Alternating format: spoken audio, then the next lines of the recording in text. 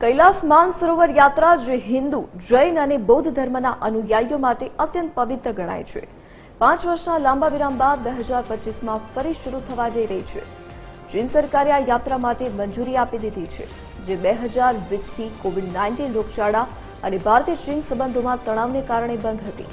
આ યાત્રા ભગવાન શિવના નિવાસસ્થાન તરીકે માનવામાં આવતા કૈલાશ પર્વત અને માનસરોવર તળાવની મુલાકાત માટે યોજાશે, જે તિબેટના ચીનના નિયંત્રણ હેઠળ આવેલા છે. ભારત સરકારના વિદેશ મંત્રાલયે આ યાત્રાનું આયોજન કર્યું છે, જે 30 જૂનથી 25 ઓગસ્ટ 2025 દરમિયાન થશે. આ યાત્રા માટે શારીરિક અને માનસિક રીતે ફિટ હોવું જરૂરી છે અને મેડિકલ સર્ટિફિકેટ ફરજિયાત છે. ભારત ચીનની તાજેતરની રાજદ્વારી વાટાઘાટો બાદ આ યાત્રા ફરી શરૂ થઈ રહી છે, જે બંને દેશો વચ્ચે સાંસ્કૃતિક અને ધાર્મિક સંબંધોને મજબૂત કરવાની દિશામાં એક મહત્વપૂર્ણ પગલું છે.